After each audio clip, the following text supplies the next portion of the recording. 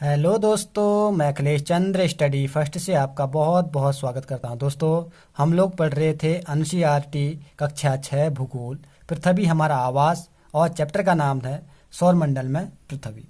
दोस्तों, भाग 1 में हमने पढ़ा कि पूर्णिमा के बारे में, अमावस्या के बारे में, नक्षत्र मंडलों के बारे में, खगोलीय पिंड के बारे में, तारों के बारे में, ग्रहों के बारे में और सूर्य के बारे में। और अब हम पढ़ेंगे पृथ्वी, चंद्रमा, क्षुद्र ग्रह तथा उल्का पिंडों के बारे में पढ़ेंगे। दोस्तों, इस वीडियो को शुरू करने से पहले आप मेरे वीडियो को लाइक, शेयर और सब्सक्राइब जरूर कीजिएगा। तो चलिए दोस्तों, हम अपने टॉपिक पर चलते हैं। पृथ्वी की बात करते हैं। पृथ्वी सूर्य से दूरी के हिसाब से तीसरा ग्रह है। आकार में यह 5वां सबसे बड़ा ग्रह है। यह ध्रुवों के पास थोड़ी चपटी है। यही कारण है कि इसके आकार को भूभाग कहा जाता है। ठीक है दोस्तों, देखिए दोस्तों, हमारा पृथ्वी इस प्रकार से है। ठीक, ऊपर थोड़ी चपटी हुई है, यहाँ पे चपटी हुई है ध्रुवों में, यहाँ ध्रुवों में चपटी हुई है, यहाँ पे उभरा हुआ है। ठीक, तभी इसे क्या बोलते हैं? भूभाग कहते हैं। इसे क्या बोलते हैं? गोलाभ कहते हैं। ठीक, हमारी पृथ्वी गोल नहीं है, हमारी पृथ्वी कैसी है? गोलाभ है, भूभाग है। ठीक, क्योंकि वह ध्रुवों के पास चपटी है, यहाँ पे क्या चपटी हुई है और यहाँ भी चपटी हुई है। ठीक है दोस्तों, इसीलिए इसको भूभाग कहते हैं। भूभाग का अर्थ होता है पृथ्वी के समान आकार। जीवन के लिए अनुकूल परिस्थितियां संभवतः केवल पृथ्वी पर ही पाई जाती हैं।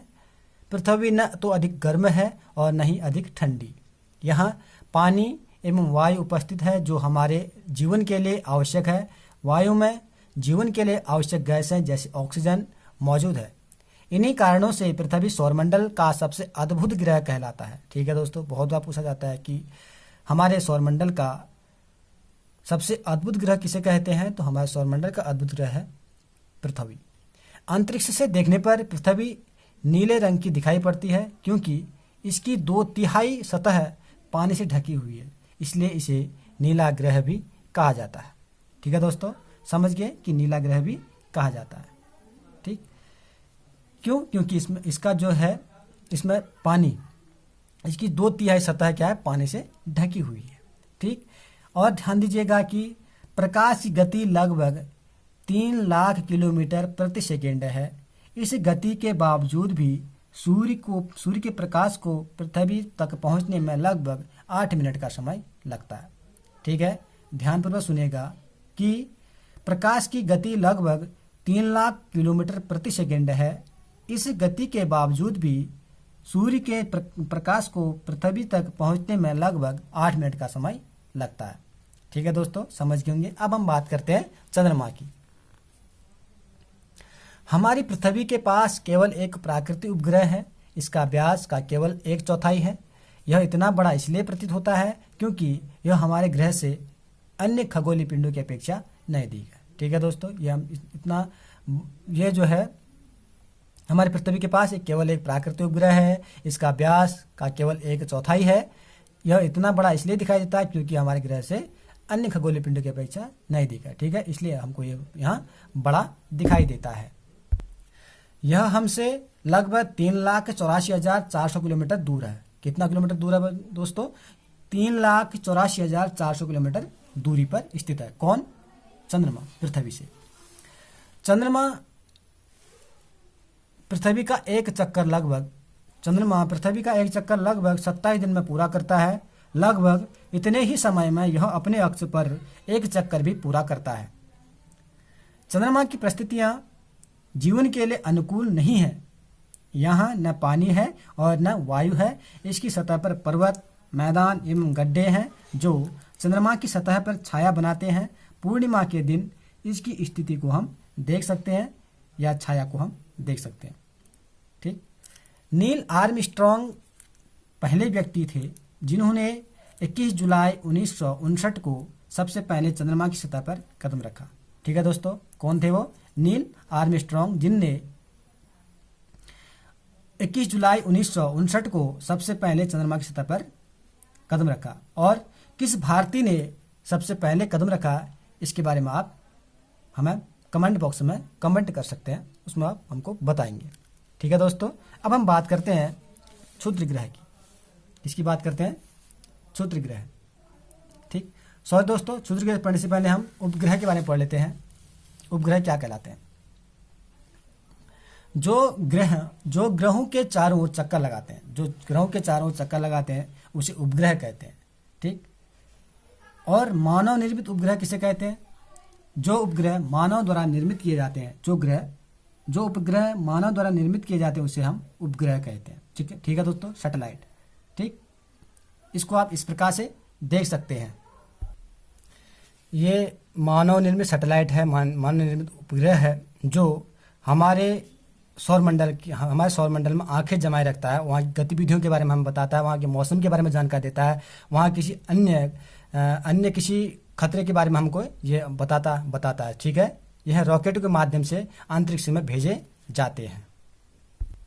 ठीक है दोस्तों, समझ गए होंगे। अब हम अगले टॉपिक में चलते हैं। अब बात करते हैं क्षुद्र ग्रहों की। तारों, ग्रहों एवं उपग्रहों के अतिरिक्त असंख्य छोटे पिंड भी सूर्य के चारों ओर चक्कर लगाते हैं। इन पिंडों को क्षुद्र ग्रह कहते हैं। ठीक है, बोल रहे हैं कि तारों, ग्रहों एवं उपग्रहों के अतिरिक्त असंख्य छोटे छोटे पिंड भी सूर्य के चारों ओर चक्कर लगाते हैं। इन पिंडों को क्षुद्र ग्रह कहते हैं।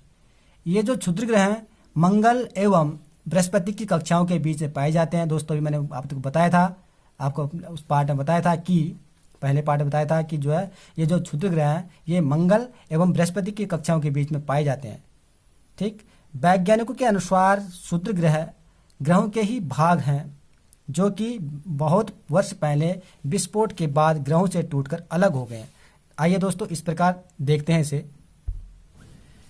ये जो पट्टी है दोस्तों, ये जो पट्टी है इसको हम क्षुद्र ग्रह पट्टी कहते हैं। क्या कहते हैं? क्षुद्र ग्रह पट्टी कहते हैं। ठीक, ये क्षुद्र ग्रह मंगल और बृहस्पति के कक्षा के बीच में पाए जाते हैं। अभी हमने पढ़ा कि जो ये क्षुद्र ग्रह है, क्षुद्र ग्रह की पट्टी है, एस्ट्रॉयड बेल्ट जिसे कहते हैं, ये हमारे मंगल और बृहस्पति के बीच की कक्षाओं के बीच में। ठीक है, वैज्ञानिकों के अनुसार यह ग्रहों के ही छोटे छोटे टुकड़े, टूटे हुए भाग हैं, छोटे टुकड़े हैं जो यह टुकड़े इस प्रकार से पट्टियों में इस प्रकार समा गए। ठीक, और ये भी जो है सूर्य का चक्कर लगाने लग गए।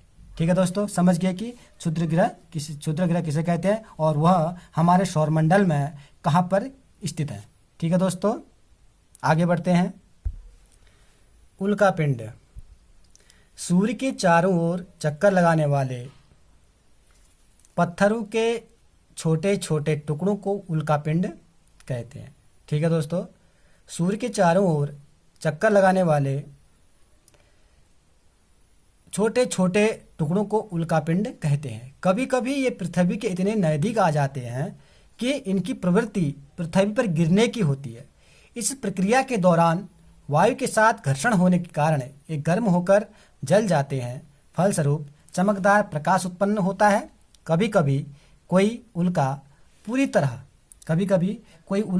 तरह जले बिना पृथ्वी की सतह पर गिरते हैं, जिससे धरातल पर गड्ढे बन जाते हैं। ठीक है दोस्तों, क्या कहा कि सूर्य के चारों ओर चक्कर लगाने वाले पत्थरों के छोटे छोटे टुकड़ों को उल्का पिंड कहते हैं। कभी कभी ये पृथ्वी के इतने नजदीक आ जाते हैं कि इनकी प्रवृत्ति पृथ्वी पर गिरने की होती है। इस प्रक्रिया के दौरान वायु के साथ घर्षण होने के कारण ये गर्म होकर जल जाते हैं। फलस्वरूप चमकदार प्रकाश उत्पन्न होती है और कभी कभी कोई उल्का पूरी तरह जले बिना ही पृथ्वी पर गिरते हैं, जिससे धरातल पर गड्ढे बन जाते हैं। ठीक है दोस्तों, समझ गए होंगे, इसको इस प्रकार समझिएगा। और ठीक है दोस्तों, ये उल्का पिंड है, छोटे छोटे पत्थरों के जो टुकड़े हैं उसे हम क्या बोलते हैं? उल्का पिंड बोलते हैं। कभी कभी ये इतने पृथ्वी के इतने नजदीक आ जाते हैं कि इनकी स्थिति क्या होती है? गिरने जैसी हो जाती है। और ये कभी कभी बिना जले ही पृथ्वी पर गिर जाते हैं। ठीक है, क्या करते हैं? कभी ये बिना जले ही पृथ्वी पर गिरते हैं तो वहां पर क्या करते हैं? गड्ढे कर देते हैं। समझ गए होंगे कि उल्का पिंड किसे कहते हैं। छोटे छोटे पत्थरों के जो टुकड़े होते हैं उसको हम क्या बोलते हैं? उल्का पिंड बोलते हैं। कभी कभी ये इतने नजदीक आ जाते हैं कि हमारे पृथ्वी पर, धरती पर गड्ढे हो जाते हैं। अब बात करते हैं आकाश गंगा की। यह लाखों तारों का समूह है, यह पट्टी आकाशगंगा मिल्की वे कहलाती है। ठीक है, आकाशगंगा, यह लाखों तारों का समूह है, यह पट्टी आकाशगंगा कहलाती है। प्राचीन भारत में इसकी कल्पना आकाश में प्रकाश की एक बहती नदी से की गई है। इस प्रकार इसका नाम आकाशगंगा पड़ा है। आकाशगंगा करोड़ों तारों, बादलों तथा गैसों की एक प्रणाली है। इस प्रकार लाखों आकाशगंगाएं मिलकर ब्रह्मांड का निर्माण करती हैं। ठीक है दोस्तों, आकाशगंगा क्या है? आकाशगंगा करोड़ों तारों, बादलों तथा गैसों की एक प्रणाली है। इस प्रकार लाखों आकाशगंगाएं मिलकर ब्रह्मांड का निर्माण करती है। ठीक है दोस्तों, समझ गए होंगे। यह चैप्टर हमारा पूर्ण होता है। आशा करता हूं दोस्तों आपको समझ में आया होगा, और अगर वीडियो पसंद आए तो लाइक, शेयर और सब्सक्राइब जरूर करें, और कहीं पे समझ में ना आए तो आप हमें कमेंट बॉक्स में कमेंट करके पूछ सकते हैं। तब तक के लिए धन्यवाद। अगले टॉपिक के साथ हम आपके पास फिर हाजिर होंगे। धन्यवाद।